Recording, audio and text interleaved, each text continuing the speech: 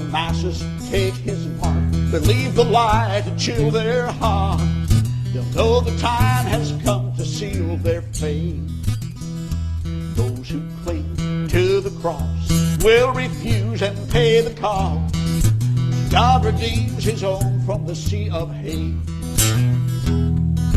Which way will you choose? Which way will you choose? You've got everything to gain. You've got everything to lose.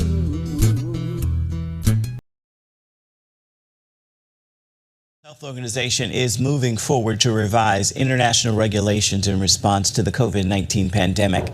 Some critics say the proposed changes would give the WHO authority and control over healthcare, trade, and other aspects of our lives. Reggie Littlejohn, president of Women's Rights Without Frontiers, explains what the proposed revisions would mean for the United States and the world. I believe that it will mean the establishment of a worldwide totalitarian biotech state. So these instruments, and by the way, you correctly characterized the Zero Draft as an agreement. That's what they're calling it. They don't want to call it a treaty because they are deliberately trying to subvert the United States and the other countries' treaty processes. So if it's an agreement, all it takes is a signature. It does not take going through our Senate. So people say, oh, don't worry about it. It will never pass our Senate. Well, they are deliberately subverting our Senate process. Signatories must recognize, quote, the central role of the WHO as a directing and coordinating authority on international health work. What do you believe that means? Well, it means that the WHO is able to call the shots if there's any health emergency or potential health emergency anywhere in the world. The language that says that they have to have the permission of the country is stricken, so that they can do it without the permission of the country. And it's not only about human health. They have something called One Health, which means that they can do it on behalf of human health, animal health, plant health, the environment. They can use any reason that they want to be able to come in and basically run the show in terms of addressing that health issue. I've read the Zero Draft proposal. It gives the WHO authority over the global supply chain, trade, commerce, through establishment of the WHO Global Pandemic Supply Chain and Logistics Network. WHO Director General Tedros would lead that effort early on in the pandemic. You remember Tedros praised President Xi Jinping for China's efforts to control the outbreak. So your thoughts on him and his potential control of the supply chain? Dr. Tedros Ghebreyesus is very closely aligned with the Chinese Communist Party, and the Chinese Communist Party has absolutely outsized influence at the World Health Organization, which is why they were able to get away with all the lies that they did, which were just amplified by Dr. Tedros. So this is not a good alliance at all. How is the Biden administration planning to use the National Defense Authorization Act, the NDAA, to pre-approve whatever is approved by the WHO?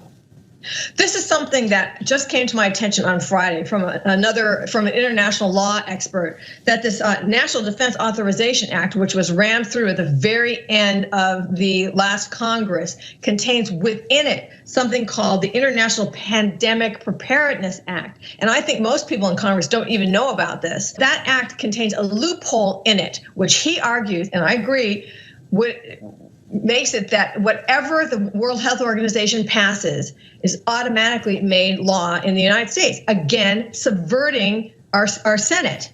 So this needs to be opposed. And in fact, I think that the entire World Health Organization attempt to take over the world, really, through vaccine passports. That's another thing that they want to do. The World Health Organization, if these things are passed, will have the ability to mandate in the United States how we handle a pandemic, including forced quarantines, forced mask mandates, forced vaccine mandates. Why should we allow Dr. Tedros, who failed so miserably in handling the Wuhan virus order us around about how we handle our own health. So I think that we should actually withdraw from the WHO, and we are calling for. There's a bill that is sponsored by Representative Biggs.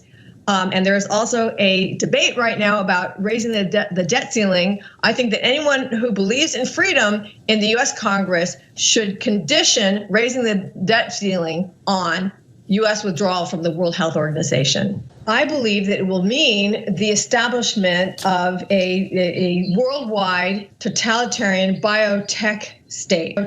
Revelations 13, verse 16. And he causeth all, both small and great, rich and poor, free and bond, to receive a mark in their right hand or in their foreheads. 17. And that no man may buy nor sell, save he that had the mark, or the name of the beast, or the number of his name. Measure the impact of your consumption, but also bringing it to a direct halt, making it a radical tool against climate change. For years, credit cards have put a limit on our credit. Do Black puts a limit on our impact. Are you ready for the Great Reset? Wealthy global elites are planning your future, and what they intend for America and the world may startle you. Dale Hurd explains. Here's a video of your future if some people at the World Economic Forum get their way. They say you'll own nothing and be happy about it.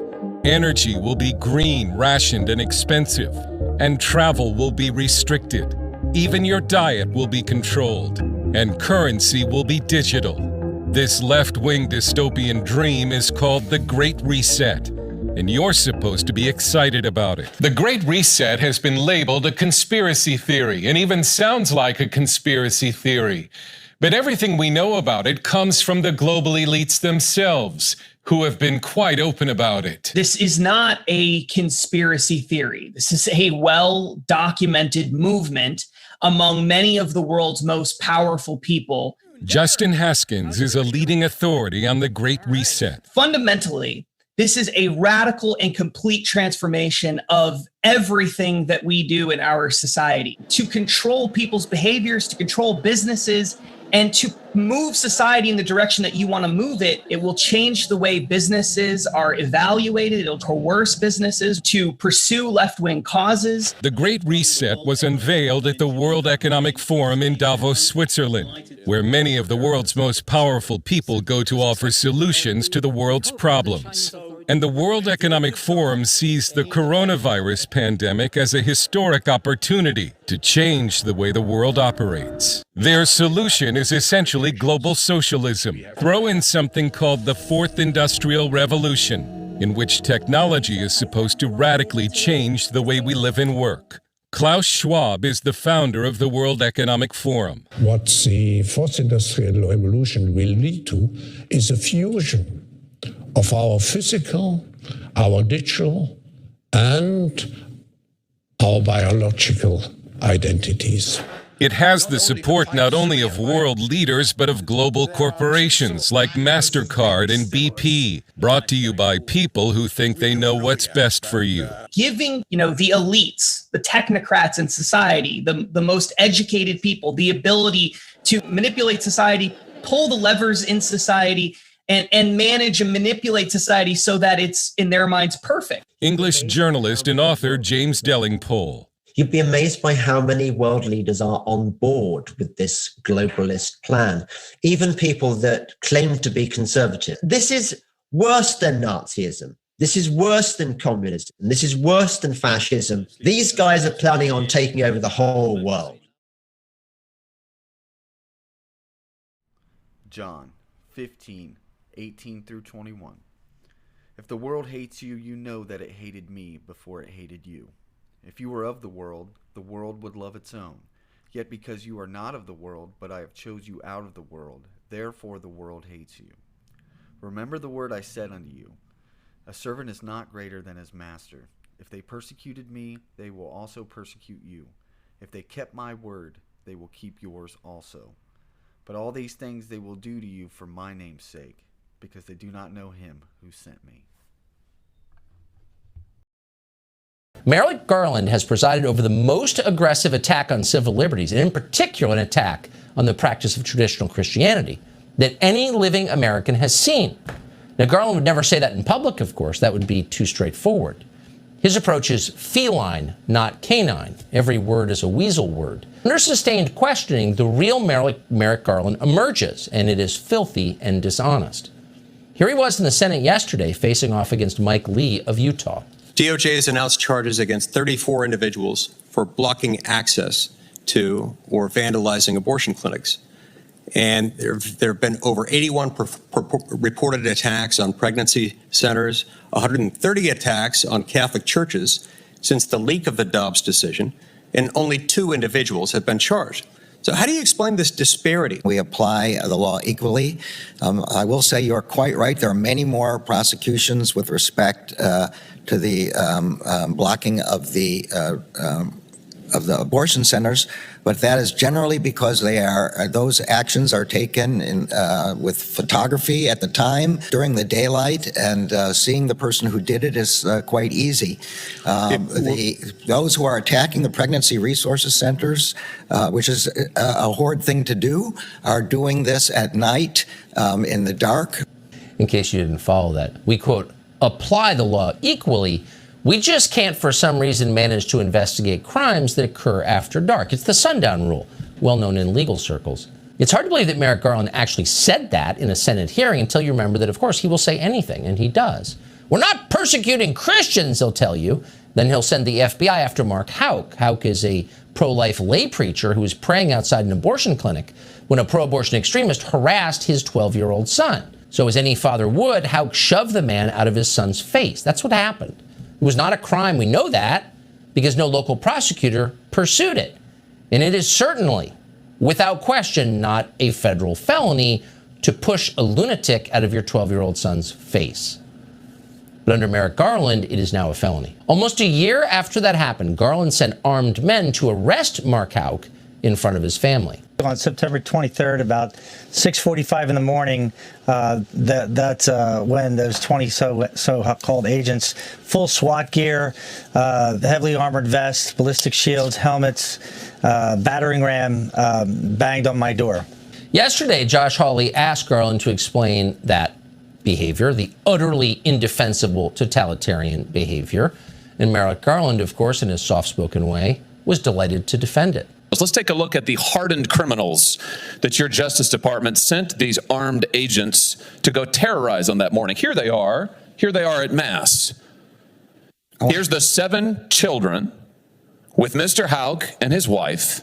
He has offered to turn himself in, and this is who you go to terrorize. You are the Attorney General. Give me your answer. Do you think that it was objectively reasonable and they followed your guidelines in sending 20 to 30 armed agents to terrorize these people? Yes or no? The facts I have, which are those presented by the FBI, are not consistent with your description.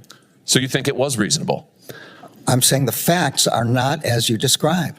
You use an unbelievable show of force with guns that I just note liberals usually decry. We're supposed to hate long guns and assault-style weapons. You're happy to deploy them against Catholics and innocent children. He doesn't care. He's got no soul, obviously. And if anything, Josh Hawley's description is too narrow. It's not just Catholics that Merrick Garland has targeted with force. It's anybody who expresses a belief in biblical Christianity in public. But it is true that Catholics do seem to be getting a disproportionate share of federal law enforcement attention under Joe Biden. The FBI, as you may know, just drafted a memo claiming that radical traditional Catholics are somehow a national security threat, presumably because they tend to pray outside of abortion clinics. In March of 2021, Paul Vaughn and 10 others were peacefully praying at an abortion clinic in Tennessee. They didn't damage any property. They hurt no one.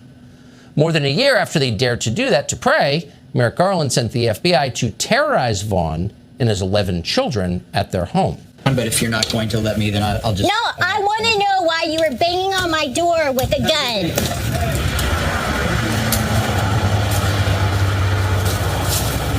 Okay, let's go back to that. You're not going to tell me anything? No, do not. I tried. No, you didn't. Yes, I did. You did not try. You have to wonder when you see a tape like that, where are so-called Christian leaders Where's Russell Moore and all the other breastfeeding Christians as that happens, as the U.S. government cracks down on Christianity, on prayer? Silent. Paul Vaughn and his co-conspirators now face more than a decade in prison.